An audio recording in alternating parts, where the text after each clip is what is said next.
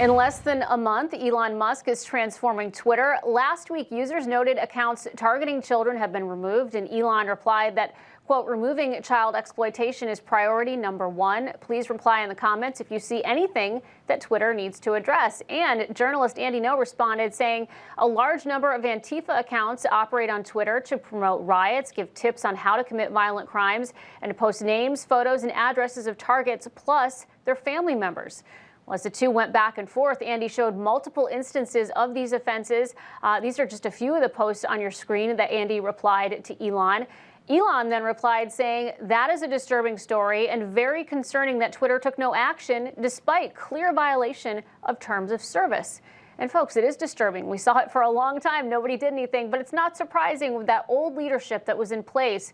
So let's get inside this discussion and where we go from here. I'm pleased to welcome back to the program the editor-at-large of the Post Millennial and author of the book Unmasked: Inside Antifa's Radical Plan to Destroy Democracy, Andy No. Andy, welcome back to the program. Thanks for joining us. My pleasure. So probably because of that back and forth with Elon, you noted that this violent extremist Antifa collective crime thing, they were suspended for the moment. But before we get into what they did as a response, how big of an impact do you think you're having by finally making Twitter take action? I think a comparison can be made to how ISIS once upon a time used Twitter to radicalize and recruit people in the West to join the terrorist group in Syria and Iraq. Now that Antifa is slowly getting denied the space to recruit, organize, and radicalize people on social media, they're going to have to regroup and re-strategize. It remains to be seen where that ultimately will be. But me, as somebody who's been victimized by the hands of Antifa for doing my work as a journalist, I'm certainly pleased to see that there's an equal enforcement of the policies here.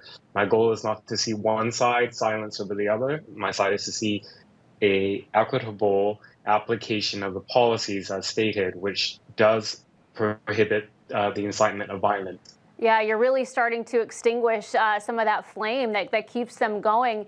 And so, following these accounts being purged, you noted, Andy, you said that Antifa set out to burn down Tesla dealerships in the Portland area to get back at Elon Musk.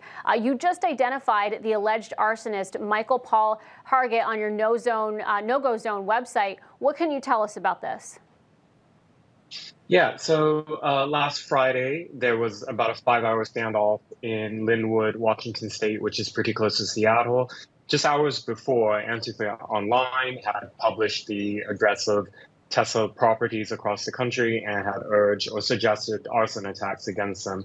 It remains to be seen if the suspect had an ideological motive, but what happened is he allegedly threatened police with a crowbar, barricaded himself in a building right next to the Tesla facility, started a fire, and moved allegedly propane tanks and other things that could explode into the area, and threatened to blow up, to carry out a bombing attack.